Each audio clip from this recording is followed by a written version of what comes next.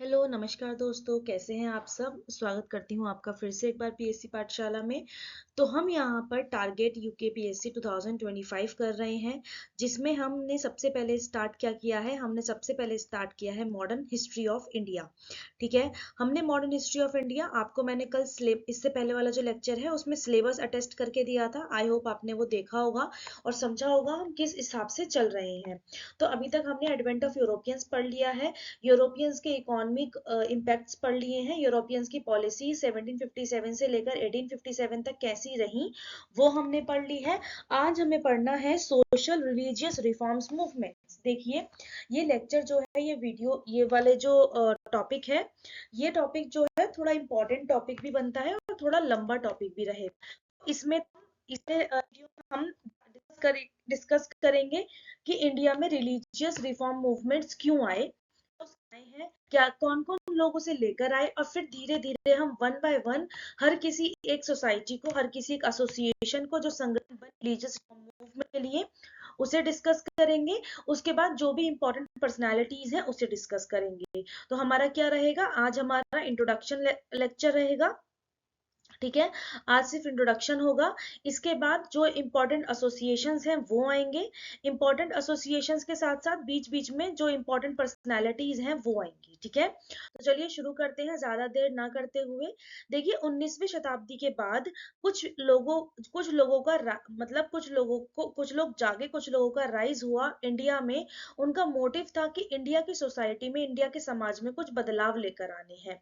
बदलाव कौन से लेकर आने हैं? वो बदलाव जो समाज में कुछ कुरीतियां चलती हैं, समाज में कुछ एविल्स हैं, उनके खिलाफ बदलाव। जैसे कि सती सिस्टम।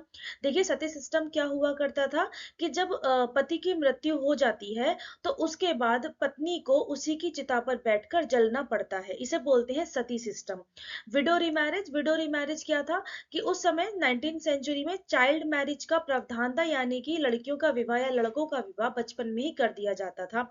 और उसके अलावा भी क्या, कि जो बच्चियां होती थी, जो लड़कियां होती थी, उनका विवाह उनसे दुगनी या तिगुनी उम्र के लोगों के साथ किया जाता था। किसी वजह से वो व्यक्ति मर गया तो उसके बाद लड़की को दूसरा विवाह करने की अनुमति नहीं होती थी। लड़की का पूरा ही जीवन विधवा के तौर पर गुजरता था। तो इसके खिलाफ विडो रिमैरिज को प्रावधान बनाना चाहिए। उसके खिलाफ सोसाइटी में चल रही जो कास्ट है, जो जातिवाद है, उसके खिलाफ सोसाइटी में चल रहा जो छुआछूत है, जो अनटचेबिलिटी है, उसके खिलाफ कुछ लोगों का राइज होता है। कुछ लोग जागते हैं, उन्हें रिफॉर्मर्स कहते हैं। रिफॉर्मर्स वो होते हैं जो समाज में किसी तरीके के बदलाव लाना चाहते हैं। ये रिलीजियस इश्यूज, अब देखिए, ये हमने सोशल एविल्स देखे, जैसे कि sati system, widow marriage, untouchability, casteism. अब कुछ देखते हैं हम धार्मिक वजह क्या है, धार्मिक इश्यूज कौन कौन से हैं। जैसे कि आइडलेट्री। आइडलेट्री का मतलब होता है मूर्ति पूजा। पॉलीथिज्म का मतलब होता है एक भगवान से ज्यादा भगवान को मानना। रिलीजियस सुपरस्टिशंस का मतलब होता है जो धार्मिक ऐसी गतिविधियों में विश्वास रखते हैं, जैसे कि जादू टोना वगैरह। ठीक है, और पादरियों द्वारा, प्रीस्ट द्वारा लोगों का एक्सप्लॉयटेशन, उनका शोषण। ये सोशल रिलीजियस रिफॉर्म मूवमेंट्स के पीछे कुछ कारण रहे। वो कारण क्या है? देखिए, भारत में ब्रिटिश रूल का आना। भारत में जो ब्रिटिश रूल आया, ब्रिटिशर्स का भारत आने के पीछे कारण क्या था? ट्रेड, यानी कि व्यापार। ब्रिटिशर्स भारत में अपना व्यापार बढ़ाना चाहते थे, लेकिन ब्रिटिशर्स ने भारत में आकर भारत का समाज, भारत का राजनीतिक और भारत का कल्चर जो है, सांस्कृतिक तत्व जो हैं, उन पर कुछ प्रभाव डाला। ब्रिटिशर्स के आने से भारत में आए मॉडर्न आइडियाज, यानी कि वेस्टर्न आइडियाज, पश्चिमी विचार आए। इंडिया में डेवलप हुई इक्वेलिटी, यानी कि समानता, लिबर्टी यानी कि स्वतंत्रता, फेटर्निटी यानी कि बंधुत्व, और जस्टिस यानी कि न्याय की भावनाएं। इंडिया के अंदर वेस्ट से आने की वजह से, यानी कि ये लोग पश्चिम से आए थे, यूरोप से आए थे। यूरोप में इस वक्त रेनेसा आ चुका है, यूरोप में पुनर्जागरण हो चुका है, यूरोप में डेवलपमेंट चल रहा है, यूरोप में बात हो रही है इक्वेलिटी की, लिबर्टी की, फेटर्निटी की और जस्टिस की। वही आइडियाज धीरे धीरे इंडिया के लोगों के मन में, यानी कि इंडियंस के दिमाग में भी बैठने लग गए। इन आइडियाज की वजह से इंडिया में डेवलप होती है मॉडर्न एजुकेटेड क्लास। इन आइडिया की वजह से इंडिया में डेवलप होती है एक एजुकेटेड मिडिल क्लास, ठीक है। और इसके बाद कुछ यूरोपियन लोगों ने, कुछ यूरोपियन ओरिएंटलिस्ट ने, यानी कि कुछ लोग जो कि इंडिया की तरफ थोड़ा अच्छी सोच रखते थे, थोड़ी व्यक्तिगत सोच रखते थे, उन्होंने भी कुछ काम किए। जैसे कि sir William Jones, James Prinsep, Charles Wilkins और मैक्स मुलर जैसे लोग, इन्होंने इन्होंने इंडिया के ग्लोरियस पास्ट, इंडिया का जो बहुत ज्यादा एकदम फला फूला जो पास्ट है, जो इतिहास है, उसको सबके सामने लाकर रखा, उस पर एक लाइट डाली, ठीक है। इन लोगों ने लोगों को कॉन्फिडेंस दिया, इंस्पिरेशन दिया, रिफॉर्म्स करने के लिए, बदलाव करने के लिए, समाज में सुधार करने के लिए। फिर इसके बाद फिर कारण क्या बनता है, क्रिश्चियन मिशनरीज का आना। यानी क्रिश्चियन मिशनरीज कौन होती हैं, कि क्रिश्चियनिटी को स्प्रेड करने के लिए, क्रिश्चियनिटी को स्प्रेड करने के लिए जो क्रिश्चियन धर्म के अनुयायी होते हैं, वो आते हैं कहाँ पर, भारत में। उनका भारत में आने की वजह से वो लोग इंडियन कस्टम्स जो होते हैं, जो भारतीय रीति रिवाज होते हैं, उनके विरुद्ध बात करते हैं, उनके खिलाफ बात करते हैं। तो लोगों को ये चीज अच्छी नहीं लगती। जो इंडियन स्कॉलर्स होते हैं, जो भारतीय विद्वान होते हैं, वो ये चीज समझ जाते हैं कि भारत में कुछ भी बदलाव करने से पहले भारत के अंदर जो सामाजिक व्यवस्था है, जो धार्मिक व्यवस्था है, उसमें सुधार करने की जरूरत है। फिर तभी तो भारत को समझ में आएगा कि भारत का शोषण हो रहा है, भारत का एक्सप्लॉयटेशन हो रहा है। एक्सप्लॉयटेशन समझ में आने के लिए भारत को ये समझना होगा कि उसके समाज में और उसके धर्म में क्या क्या कुरीतियां हैं, क्या क्या एविल्स पल रहे हैं। तो अब ये कुछ तरीके के और कुछ मेथड्स, कुछ तरीके के reform, social religious reform movements, और कुछ तरीके मेथड्स इन्होंने अपनाए। देखिए, रिफॉर्म मूवमेंट्स को हम दो पार्ट्स में डिवाइड करते हैं। एक को बोलते हैं रिफॉर्मिस्ट।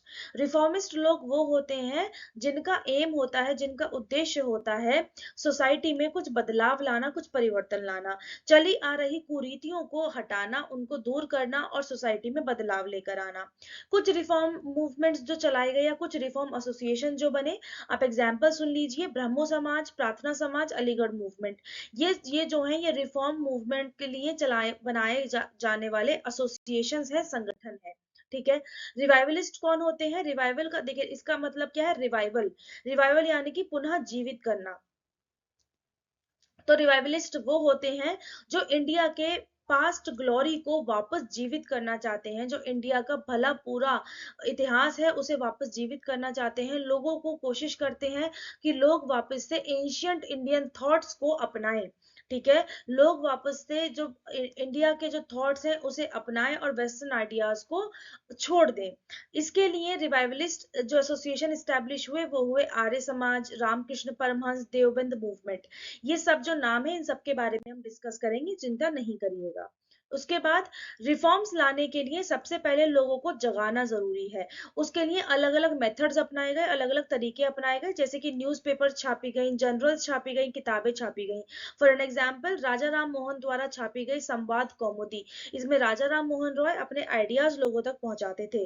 दयानंद सरस्वती द्वारा पब्लिश की गई सत्यार्थ प्रकाश, इसमें दयानंद सरस्वती अपने आइडियाज, अपने कुछ मूल लोगों को बताते थे। मीटिंग्स करी जाती थी, यानी कि सम्मेलन किए जाते थे।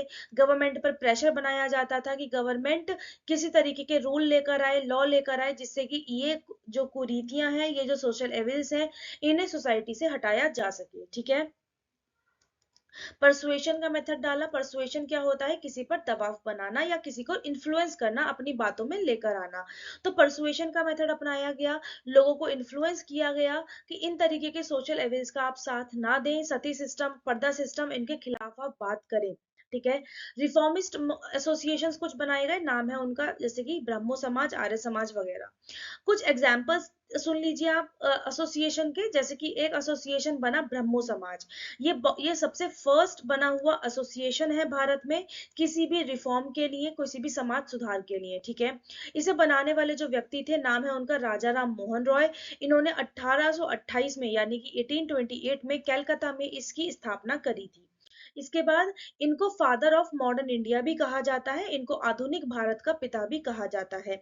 इन्होंने जो लड़ाई करी थी, वो मूर्ति पूजा, अनेक भगवानों को मानने वाला, और कास्ट ऑपरेशन, यानी कि कास्ट का जो जाति का प्रेशर रहता है सोसाइटी के ऊपर, उसको, और बेमतलब के रिचुअल्स को फॉलो करने के खिलाफ लड़ाई करी थी। इन्होंने अपनी आवाज, सती सिस्टम, पॉलीगैमी होता है कि बहुपत्नी प्रथा, यानी कि एक पति पति जो है एक पत्नी के आने के बाद भी दूसरी शादियां कर सकता है। सती के खिलाफ, पॉलीगैमी के खिलाफ, पर्दा सिस्टम के खिलाफ, बाल विवाह के खिलाफ अपनी आवाज इन्होंने उठाई। इन्होंने विडो रिमैरिज को सपोर्ट किया, विमेन एजुकेशन को सपोर्ट किया। ये विडो रिमैरिज यानी कि विधवा पुनर्विवाह और औरतों के पढ़ाई के लिए, औरतों की शिक्षा के लिए इन्होंने सपोर्ट किया। 1829 में यानी कि 1829 में राजा राम मोहन रॉय के राजा राम मोहन रॉय के एफर्ट से, इनके काम से, इनकी कोशिशों से लॉर्ड विलियम बेंटिक ने एक लॉ पास करा, एक कानून पास करा, उसमें सती सिस्टम को बैन कर दिया गया। ब्रह्मो समाज मेनली जो एक्टिव रहा वो ईस्टर्न इंडिया में एक्टिव रहा, यानी कि बंगाल वाले पार्ट में एक्टिव रहा। ब्रह्मो समाज के बाद जो नेक्स्ट आता है वो होता है आर्य समाज। आर्य समाज 1875 बॉम्बे में स्टेब्लिश होता है, हालांकि बाद में इसका हेडक्वार्टर उठाकर लाहौर शिफ्ट कर दिया जाता है। ठीक है, हेडक्वार्टर उठाकर लाहौर शिफ्ट कर दिया जाता है। इसको फाउंड किया यानी कि इसको बनाने वाले थे, नाम है उनका स्वामी दयानंद सरस्वती। इनका ओरिजिनल नाम मूल शंकर था। इन्होंने नारा दिया, इन्होंने स्लोगन दिया, बैक टू वेदास, यानी कि वेदों की तरफ वापस चलो। जो फॉलोअर्स थे इनके, यानी कि जो लोग इन चीजों को मानते थे और जो लोग इनका समर्थन करते थे, वो खासतः नॉर्दर्न और वेस्टर्न इंडिया से आते थे, यानी कि उत्तरी और पश्चिमी भारत से आते थे। इनकी किताब का नाम, स्वामी दयानंद सरस्वती की किताब का नाम सत्यार्थ प्रकाश था। इनके पास एक विजन था, एक दृष्टि थी कि पूरे के पूरे इंडिया में समानता आए, कोई क्लास ना हो किसी की, कोई कास्ट ना हो। माने कि ये नहीं चाहते थे कि किसी भी तरीके का इंडिया में भेदभाव क्रिएट हो, कोई क्लास की वजह से, कोई कास्ट की वजह से एक व्यक्ति दूसरे व्यक्ति के साथ किसी भी तरीके के सामाजिक भेदभाव करे। ठीक है, फिर इसके बाद एक और एसोसिएशन बनता है, नाम है उसका रामकृष्ण मिशन। रामकृष्ण मिशन स्वामी विवेकानंद द्वारा 1892 बेलूर नामक जगह पर, जो कलकत्ता के पास है, यहाँ पर बनाया गया। इसके ऑब्जेक्टिव, इसके उद्देश्य क्या थे कि जो स्वामी विवेकानंद के गुरु थे रामकृष्ण, उनकी टीचिंग्स को, उनकी जो शिक्षाएं हैं उसे आगे प्रचार प्रसार उसका करना। ये कास्ट सिस्टम का विरोध करते थे, अनटचेबिलिटी, छुआछूत का ये विरोध करते थे। इनके अनुसार भगवान जो है वो सबसे ज्यादा गरीब व्यक्तियों में रहते हैं। भगवान सबसे ज्यादा गरीब व्यक्तियों के साथ रहते हैं, या गरीब व्यक्तियों के अंदर रहते हैं। तो गरीबों के साथ अच्छा व्यवहार करने से भगवान आपके साथ भी रहेंगे, इनका ऐसा मानना था।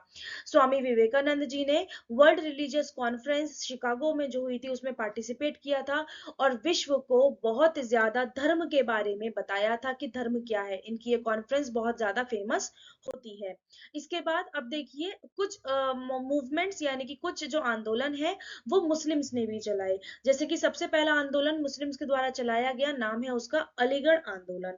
अलीगढ़ आंदोलन सर सैयद अहमद खान ने 1860 में यूपी के अलीगढ़ नामक शहर से शुरू करा। इसका उद्देश्य क्या था? इसका उद्देश्य था कि जो वेस्टर्न साइंटिफिक एजुकेशन है उन्हें मुस्लिम्स के बीच में फैलाना। क्यों चाहते थे सर सैयद अहमद खान ऐसा? क्योंकि अलग अलग स्कूल्स कॉलेजेस द्वारा ये देखते थे कि अलग अलग स्कूल कॉलेजेस द्वारा जो हिंदू हैं उनके उनके पास तो वेस्टर्न एजुकेशन जा रही है, लेकिन मुस्लिम जो है इससे पिछड़े रह जाते हैं, मुस्लिम्स इससे पिछड़े रह जाते हैं, उनके पास ये वेस्टर्न एजुकेशन, ये पश्चिमी शिक्षा नहीं पहुंच रही। और उनको लगता था कि अपनी अपग्रेड करना, अपने आप को ऊपर बढ़ाना और ब्रिटिशर्स के समक्ष खड़े होने के लिए आपको उनकी पढ़ाई लिखाई आनी चाहिए, आपको उनकी शिक्षाएं पता होनी चाहिए। तो इन्होंने वेस्टर्न साइंटिफिक एजुकेशन को मुस्लिम्स के बीच फैलाने का काम किया। इन्होंने 1875 में मोहम्मदन एंग्लो ओरिएंटल कॉलेज की स्थापना करी, जो आगे चलकर 1920 में अलीगढ़ मुस्लिम यूनिवर्सिटी, जिसे आप फेमसली एएमयू के नाम से जानते हैं, उसका रूप ले लेता है। इसके बाद मुस्लिम्स द्वारा चलाया गया एक और मूवमेंट, नाम है उसका देवबंद मूवमेंट। देवबंद मूवमेंट 1867 में सहारनपुर डिस्ट्रिक्ट के देवबंद नामक जगह से शुरू किया गया। इसके फाउंडर थे मोहम्मद कासिम नानावती और राशिद अहमद गंगोई। इनका एम था, इनका उद्देश्य था मुस्लिम्स को एजुकेशन के बलबूते पर अपलिफ्ट करना, यानी कि उन्हें उठा के ऊपर लेकर आना। ये वेस्टर्न एजुकेशन को प्रमोट नहीं करते थे, ये ट्रेडिशनल इस्लामिक टीचिंग्स को प्रमोट करते थे, ये कुरान को प्रमोट करना चाहते थे। ठीक है, तो ये थे कुछ इंपॉर्टेंट तरीके के मूवमेंट्स। इससे भी ज्यादा हम और डिस्क्रिप्टिव वे में हम आगे पढ़ेंगे, चिंता मत कीजिएगा। इससे आगे देखते हैं, ये देखिए जो रिफॉर्म मूवमेंट्स यानी कि जो समाज सुधार आंदोलन भारत में चले, उनका भारत पर क्या इम्पैक्ट पड़ा। सबसे पहले अलग अलग कानून बनाए गए। उन कानूनों को बनाने के बाद ये जो कुरीतियां हैं समाज की, इसे दूर किया गया। स्कूल कॉलेजेस की स्थापना करी गई। हर किसी को एजुकेशन के पर्पज से हर किसी को हर किसी को उठाया गया, यानी कि जो सोया हुआ पूरा का पूरा मास था, सोया हुआ जो पूरी की पूरी जनता थी, उसे जगाने का काम करा शिक्षा ने। और शिक्षा को फैलाया गया जगह जगह पर, स्कूल्स और कॉलेजेस खोलकर। लोगों के अंदर राष्ट्रवाद की भावना भी जनरेट करी इन रिलीजियस मूवमेंट ने, यानी कि लोग अपने राष्ट्र से प्रेम करेंगे, लोग अपने राष्ट्र के बारे में जानेंगे समझेंगे। उसमें भी सबसे बड़ा हाथ रिलीजियस रिफॉर्म मूवमेंट्स का ही रहता है। लोगों के अंदर कॉन्फिडेंस आया, और यही कॉन्फिडेंस आगे चलकर हमारी इंडिया के इंडिपेंडेंस मूवमेंट का भी पार्ट बनेगा। ये जो कॉन्फिडेंस, ये जो आत्मसम्मान लोगों के अंदर इन रिलीजियस रिफॉर्म मूवमेंट्स ने भरा, ये रिलीजियस रिफॉर्म मूवमेंट्स का आया हुआ कॉन्फिडेंस ही आगे इंडियंस में, यानी कि भारतीयों में नेशनल मूवमेंट का रूप ले लेगा और अंग्रेजों को भारत से भगाने में मदद करेगा। तो ये था हमारे इंट्रोडक्शन। इंट्रोडक्शन किसका? रिलीजियस रिफॉर्म मूवमेंट्स का, कि रिलीजियस रिफॉर्म मूवमेंट्स भारत में आने की क्या उनके कॉजेस थे, क्या उनकी वजहें थी, कुछ इंपॉर्टेंट तरीके के मूवमेंट्स, क्या उनके टाइप्स हुआ करते थे, क्या वो लोग मेथड्स अपनाते थे अपने मूवमेंट चलाने के लिए, ठीक है, और क्या इन मूवमेंट्स के इम्पैक्ट पड़े इंडियन सोसाइटी पर, ये हमने देखा। इसके बाद हम वन बाय वन सारे रिलीजियस रिफॉर्म मूवमेंट डिस्कस करेंगे विद इंपॉर्टेंट पर्सनालिटीज, यानी कि जो मुख्य व्यक्तित्व हैं उनके बारे में भी हम यहाँ पर पढ़ेंगे, ठीक है। इस वीडियो से इतना ही। अगर आपको वीडियो पसंद आया, लेक्चर समझ में आया, तो please like share and subscribe कर जाइएगा। प्लीज गाइज, आपका सपोर्ट बहुत ज्यादा जरूरी है। आपके सपोर्ट से मुझे मोटिवेशन मिलता है कि मैं आपके लिए ऐसे ही इंफॉर्मेटिव वीडियोस बनाकर लाती रहूं और आपके एग्जाम में कहीं ना कहीं मैं आपकी मदद करूं, ठीक है। तो प्लीज चैनल को सब्सक्राइब कीजिएगा, लाइक कीजिएगा, शेयर कीजिएगा। और कोई भी प्रॉब्लम है तो आप मुझे टेलीग्राम चैनल पर जुड़ सकते हैं। टेलीग्राम चैनल का लिंक मैं आपको डिस्क्रिप्शन बॉक्स में प्रोवाइड कर देती हूँ, और इस वीडियो के नोट्स भी मैं आपको टेलीग्राम चैनल पर ही प्रोवाइड कर दूंगी। मिलते हैं आपसे नेक्स्ट वीडियो के साथ, तब तक के लिए बने रहिएगा। बाय बाय, थैंक यू, धन्यवाद।